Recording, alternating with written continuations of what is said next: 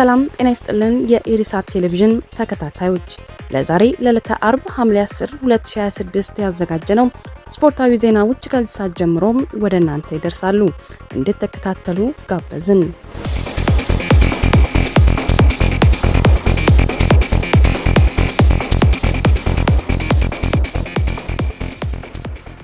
ፈረንሳይ ሞሮኮን በማሸነፍ ግማሽ ፍጻሜውን ተቀላቀለች። የፈረንሳይ ብሔራዊ ቡድን በትላንትናው ዕለት በቦስተን ስታዲየም በተደረገው የሩብ ፍጻሜ ጨዋታ ሞሮኮን 2-0 በሆነ ውጤት በማሸነፍ ወደ ግማሽ ፍጻሜው ማለፏን አረጋገጠች። የፈረንሳይን ሁለት ግቦች ኬሊያን ምባፔ በ60ኛው ደቂቃ እንዲሁም ኦስማን ዴምቤሌ በ66ኛው ደቂቃ ላይ አስቆጥረዋል። ምባፔ በዓለም ዋንጫው ታሪክ ያስቆጠረውን የጎል ብዛት 20 በማድረስ አርጀንቲናው ሊዮኔል ሜሲ ጋር እኩል መሪ መሆን ችሏል። በ29ኛው ደቂቃ ላይ ያገኘውን የፍጹም ቅጣት ምት የሞሮኮ ግብ ጠባቂ ያሲን ቦኑ እንዳዳነበትም አይዘነጋም። ምባፔ በ77ኛው ደቂቃ ላይ በቀኝ እግሩ ቁርጭምጭሚቱ ላይ በደረሰበት ጉዳት ምክንያት ተቀይሮም ወጥቷል። በተቀያሪ ወንበር ላይ በቁርጭምጭሚቱ ላይ በረዶ አስሮ የታየ ቢሆንም በራሱ እግር እየተራመደ በመውጣቱ ጉዳቱ ከባድ እንደማይሆን ተገምቷል። የፈረንሳይ ብሔራዊ ቡድን በግማሽ ፍጻሜው ከስፔንና ከቤልጂየም አሸናፊ ጋር የፊታችን ማክሰኞ ሐምሌ 7 በዳላስ ስቴዲየም የሚጫወት ይሆናል። ዓለም ዋንጫን ከሚመለከት ዜናችን ሳንወጣ ስፔንና ቤልጂየም በዓለም ዋንጫው ሩብ ፍጻሜ ዛሬ ምሽት ይጫወታሉ። በ2026ቱ የፊፋ ዓለም ዋንጫ ታላቅ ግምት ካገኙ ጨዋታዎች መካከል አንዱ የሆነው የስፔንና ቤልጂየም የሩብ ፍጻሜ ፍልሚያ ዛሬ ምሽት 4 ሰዓት በካሊፎርኒያው ሶፋይ ስታዲየም ይካሄዳል። ስፔን በውድድሩ እስካሁን ጎል ያልተቆጠረባት ብቸኛ ቡድን በመሆን ጠንካራ የመከላከል ብቃት እያሳየች ትገኛለች። ቡድኑ በ16 ውስጥ ፖርቹጋልን 1-0 አሸንፎ የመጣ ሲሆን ሚኬል ኦያርዛባል ለቡድኑ ወሳኝ ግቦችን በማስቆጠር በጥሩ አቋም ላይ ይገኛል። ቤልጂየም በአንጻሩ አሜሪካን 4-1 በሆነ ሰፊ ውጤት አሸንፋ የመጣች ሲሆን በማጥቃቱ በኬቨን ደብሩይን እና ጀርሚ ዶኮ ይመራል። ሆኖም ቡድኑ ወሳኙን አማካይ አማዶ ኦናናን በጉልበት ጉዳት ስለሚያጣ ከባድ ፈተናም ይጠብቀዋል። ሁለቱ ሀገራት ዛሬ 23ኛ የእርስ በርስ ጨዋታቸውን የሚያደርጉ ሲሆን በቀደሙት ጨዋታዎች ስፔን 12ቱን በማሸነፍ የበላይ ናት። እንደ አውሮፓውያን አቆጣጠር በ2016 ካደረጉት የወዳጅነት ጨዋታ በኋላ የሚገናኙት ሁለቱ ሀገራት በዓለም ዋንጫው ለሶስተኛ ጊዜ ዛሬ ምሽት ይጫወታሉ።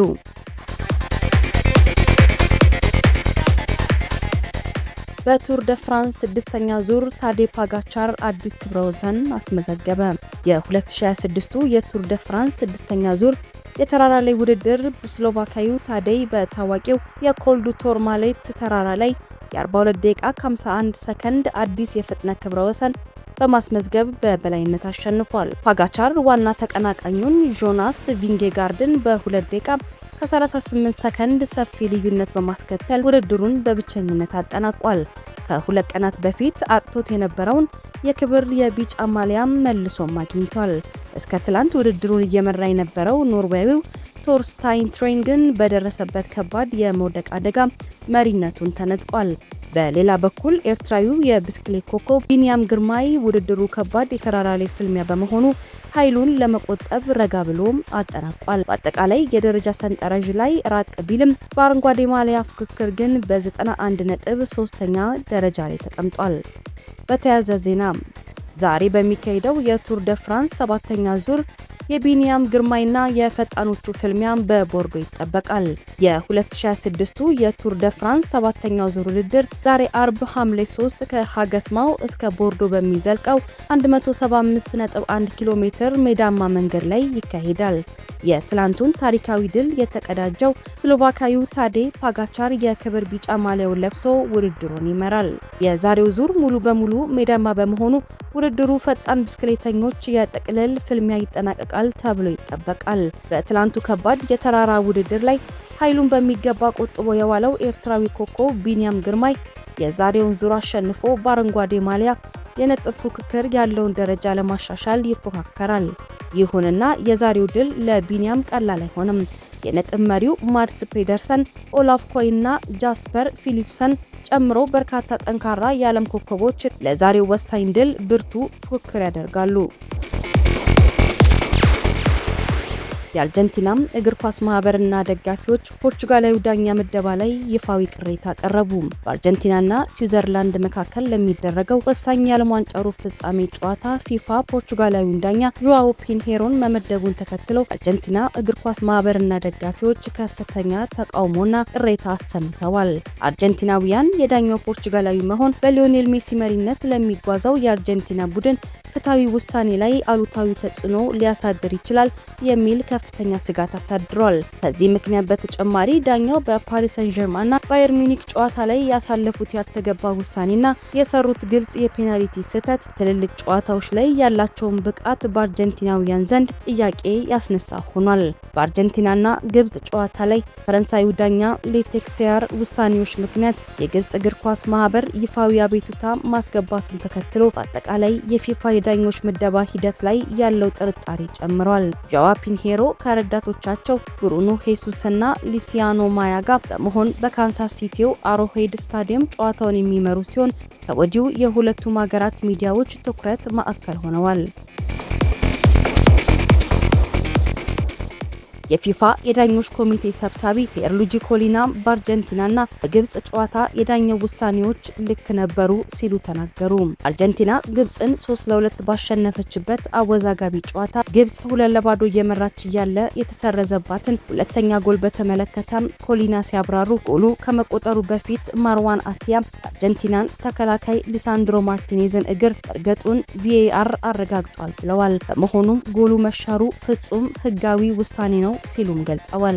በተጨማሪም በአርጀንቲና የቅጣት ምት ክልል ውስጥ መሐመድ ሳላህ ላይ የተሰራውን ጥፋት አስመልክቶ ተከላካዩ መጀመሪያ ኳሱን ስለነካ ፍጹም ቅጣት ምት አያሰጥም ሲሉ አብራርተዋል።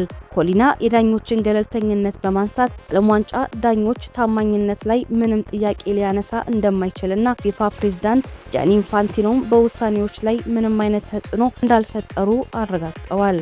የኮሊና መግለጫ የግብጽን ይፋዊ ቅሬታ ውድቅ ያደረገ ቢሆንም ውዝግቡ በዓለም አቀፍ ስፖርት ሚዲያዎች ዘንድ አሁንም መነጋገሪያነቱ ቀጥሏል።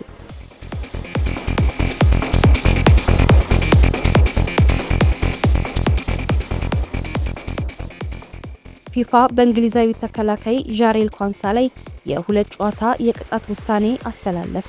በ2026 የዓለም ዋንጫ ጠንካራ ፉክክር በተደረገበት የእንግሊዝና የሜክሲኮ ጨዋታ ሶስቷን አብስት ሜክሲኮን 3-2 በሆነ ውጤት በማሸነፍ ወደ ሩብ ፍጻሜው ቢሸጋገሩም ኳንሳ በቀጥታ ቀይ ካርድ ከሜዳ መሰናበት ግን በድሉ ላይ ጥላ ጥልቶ ነበር። በመደበኛው ሕግ የአንድ ጨዋታ እገዳ የሚያስከትል ቢሆንም ፊፋ ግን ውሳኔውን ወደ 2 ጨዋታ በማሳደግ ተጨማሪ አንድ ጨዋታ ቀጥቶታል። የፊፋ የዲሲፕሊን ኮሚቴ እዚህ ተጨማሪ ቅጣት እንደ ምክንያት ያቀረበው ኳንሳ በሜክሲኮ ተከላካይ ሄሱስ ጋያርዶ ላይ ፈጸመው ጥፋት ከባድና የተቃራኒ ተጫዋችን ደህንነት አደጋ ላይ የጣለ ነው በሚል ነው። በዚህ ምክንያት ተከላካዩ ቅዳሜ ዕለት ከኖርዌይ ጋር የሚደረገውን ወሳኝ የሩብ ፍጻሜ ጨዋታውን ጨምሮ እንግሊዝ የምታልፍ ከሆነም የግማሽ ፍጻሜ ጨዋታ በቅጣት ምክንያት ያመልጠዋል። በውድድሩ ሕግ መሰረት ደግሞ እንግሊዝ በቀይ ካርዱ ላይ ይግባኝ ማለት መብት የላትም። ይህ የፊፋ ድንገተኛ ውሳኔ በእንግሊዝ ብሔራዊ ቡድን አሰልጣኝ ቶማስ ቱኸልና በእንግሊዝ እግር ኳስ ማህበር ኤፍኤ ዘንድ ከፍተኛ ቁጣን ቀስቅሷል። ከዚህም በላይ ጉዳዩን አነጋጋሪ ያደረገው የአሜሪካው አጥቂ ባሎጋን ቀይ ካርድ በአሜሪካው ፕሬዝዳንት ዶናልድ ትራምፕ ግፊት ቅጣት መቀልበሱን ተከትሎ ነው።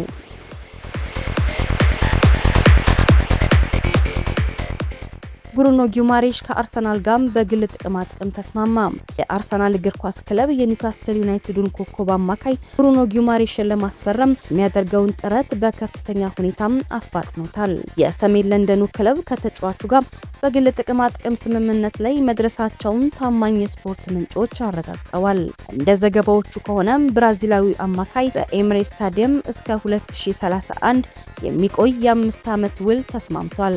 ተጫዋቹ ወደ አርሰናል ለመዘዋወር ያለውን ፍላጎት ለኒውካስትል አመራሮች በይፋ ማሳወቁ ይታወሳል። አርሰናል ዝውውሩን ለመቋጨት አሁን ላይ ለሶስተኛ ጊዜ የተሻሻለና የመጨረሻ የ72 ሚሊዮን ፓውንድ ይፋዊ ጥያቄ ለኒውካስትል ለማቅረብ ተዘጋጅቷል። አዘጋጅቷል። ከዚህ ቀደምም መድፈኞቹ ያቀረቧቸው የ55 ሚሊዮን ፓውንድ እና የ65 ሚሊዮን ፓውንድ ጥያቄዎች በኒውካስትል ውድቅ ተደርጎባቸዋል። ኒውካስትል ለኮከቡ እስከ 90 ሚሊዮን ፓውንድ የሚፈልግ ቢሆንም የአርሰናል አዲሱ ጥያቄ በሁለቱ ክለቦች መካከል ያለውን የዋጋ ልዩነት በማጥበብ ድርድሩን በአስቸኳይ ሊያጠናቅቀው እንደሚችል ተገምቷል። ውድ ተከታታዮቻችን ለዛሬ ረፋድ ያዘጋጀናቸው የስፖርት ዜናዎች እነዚህን ይመስሉ ነበር። በቀጣይ ማክሰኞም በተመሳሳይ ሰዓት እስክንገናኝ ቸር ቆዩን።